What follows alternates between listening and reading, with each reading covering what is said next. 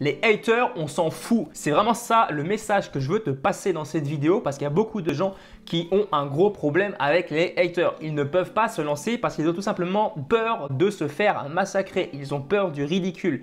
Ils ont peur du regard pointé sur eux. Donc dans cette vidéo, je vais te partager un petit peu mon retour d'expérience, ce que j'ai appris vis-à-vis des haters, ce que j'ai appris également au niveau de leur gestion tout simplement au quotidien parce que oui, il va falloir en gérer. Oui, plus tu vas monter, plus tu vas être connu sur Internet. Alors je ne parle pas d'être hyper connu, je ne parle pas d'être hyper célèbre, non.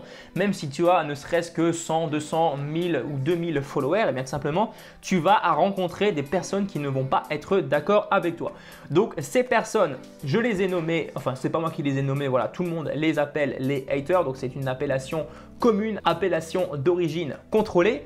Maintenant, je vais te donner les 3 types de haters que tu vas pouvoir trouver sur Internet. Alors là, ça vient vraiment d'un ressenti personnel par rapport aux personnes qui viennent quelquefois me critiquer, soit sur ma chaîne YouTube, soit dans les commentaires, etc. etc. Donc là, je ne dis pas du tout ça pour démonter ces personnes, loin de là. Moi, je parle, alors je ne parle pas du tout pour les haters parce que je pense que ces personnes sont, voilà, si elles ne changent pas d'état d'esprit, eh bien elles sont finies d'avance. Je parle pour toi qui veux te lancer. Donc pour essayer tout simplement de te décomplexer par rapport à ça. Donc tu as le premier type de hater, c'est le dubitatif. Est-ce que tu es légitime aujourd'hui pour parler de ce sujet en particulier? Si c'était si facile, tout le monde le ferait. Je pense que ce genre de critiques, tu vas les rencontrer. Alors peut-être que tu les as déjà rencontrés, mais moi ça m'arrive énormément. Voilà, des personnes qui me disent « Ouais, toi, t'es qui toi sur Internet pour pouvoir parler de ce sujet en particulier? T'es qui? Oui, bah toi, t'es qui? Toi aussi également. Voilà, je te pose cette question aussi. Si toi tu te demandes qui je suis, je te demande également qui tu es. Voilà. Donc ça c'est la première chose. Tu as les dubitatifs. Ensuite, tu as les gros touristes. Donc ce sont des gens qui sont pas très voilà, c'est pas très dangereux, tu n'en as pas grand chose à foutre de ces personnes. Ce sont des gens, j'appelle ça des gens qui viennent un petit peu s'ennuyer sur certaines vidéos, ils viennent un peu scroller partout. C'est tout simplement des gens qui vont te dire c'est qui ce guignol, hop, encore un dislike, ils vont te balancer un dislike juste comme ça parce qu'ils en avaient envie. Ensuite, tu as le troisième type de hater, donc c'est vraiment les haters les plus dangereux pour toi, pour ta réussite. Pourquoi? Parce qu'il faudra absolument que tu te prémunisses de leurs pensées négatives. Pourquoi? Tout simplement parce que si tu te laisses vraiment avoir par leur esprit un petit peu de destruction, eh bien tu vas abandonner ton projet et clairement ce serait vraiment dommage. Donc ce sont les rageux, donc le troisième type de hater, les rageux. Donc ce sont en règle générale des frustrés par leur vie et des jaloux. C'est comme ça, c'est pas moi qui l'invente. Voilà, il y a des gens qui ont essayé peut-être de se lancer, ça n'a pas fonctionné pour eux. Et le résultat, alors c'est là qu'on voit aussi la grosse différence entre quelqu'un qui est entrepreneur et quelqu'un qui ne l'est pas en esprit. Donc l'esprit ça se travaille, hein, bien sûr, c'est pas parce qu'aujourd'hui tu n'es pas entrepreneur en esprit, peut-être que tu es un hater en train de m'écouter, eh bien je te le garantis, tu as toujours de l'espoir, tu peux encore changer ton état d'esprit. Donc tu vas avoir des personnes, voilà, elles vont se lancer, elles vont pas réussir. Et le premier réflexe qu'elles vont avoir, ce n'est pas de ma faute, c'est la faute des autres. C'est la faute de celui qui m'a vendu le programme. Donc c'est de sa faute absolument. Donc moi, je suis totalement innocent. Ce n'est pas du tout de ma faute si j'ai raté mon entreprise. Ce n'est pas du tout de ma faute si je n'ai pas réussi. Par contre, lui qui m'a vendu son programme à la con, c'est de sa faute. Donc lui, qu'est-ce qu'il va faire? Il sera complètement frustré et il va venir après descendre toutes les personnes qui vont vendre ce type de programme en disant « Ouais, c'est de gros menteurs, ça n'a pas fonctionné, j'ai été lésé, j'ai été volé, etc. etc. J'en passe des vertes et des pas mûres. » Donc ça, c'est pour les rageux. Maintenant, grande question, enfin pas grande question, grande partie, pourquoi les haters sont une bénédiction pour toi? Alors là, tu vas me prendre pour un fou, tu vas me dire ce gars, il est complètement taré, il est en train de me dire qu'en fait, les haters, les gens qui viennent t'insulter dans les commentaires, ce sont des gens qui vont t'apporter du bénéfice. Eh bien, je vais te dire que c'est pas faux du tout, c'est même la réalité parce que déjà, première chose, ça va t'apprendre à mettre de côté ton ego. Parce que c'est bien beau, tu lances une chaîne YouTube aujourd'hui, tu as plein de gens qui viennent te dire « Ouais, c'est bien, continue comme ça, tu es à fond. » Ouais, c'est super, c'est cool, tu vas continuer. Mais si un jour, voilà, ça fait 1 an, on va dire que tu as lancé ta chaîne YouTube, tu n'as jamais rencontré aucun hater. Tu as toujours été habitué à la facilité. On t'a toujours soutenu. Qu'est-ce qui va se passer lorsque, au bout d'1 an, tu vas rencontrer ton premier gros hater? Eh bien, je vais te dire que tu auras beaucoup plus de chances d'abandonner à ce moment-là qu'une personne, par exemple, qui aurait rencontré son premier hater au bout d'1 semaine et qui aurait continué. Tout simplement parce que tu auras été habitué en fait à la facilité. Ensuite, deuxième chose très importante, c'est que le hater va venir t'apporter la preuve ou non si ton projet te tient à cœur ou pas. Donc en gros, si aujourd'hui tu te laisses un peu influencer par un hater, tu décides par exemple d'abandonner ta chaîne YouTube parce que quelqu'un t'a balancé un commentaire de merde?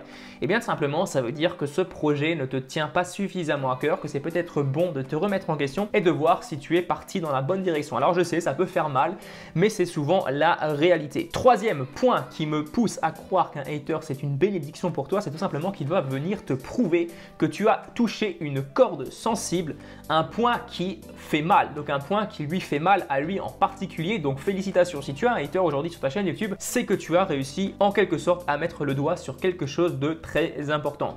Donc en gros, ça va venir un petit peu déranger les personnes, ça va les sortir un petit peu de leur zone de confort et c'est vraiment une bonne chose, ça veut dire que tu as de l'impact. Donc je récapitule les trois grandes choses. Premièrement, ça va mettre ton ego de côté. Deuxièmement, ça va te prouver que ton projet te tient à cœur. Troisième chose, ça va venir te prouver que tu es dans la bonne direction, que tu as touché un point sensible. Troisième chose que j'aimerais te dire dans cette vidéo, c'est pourquoi on s'en fout littéralement mot pour mot des haters.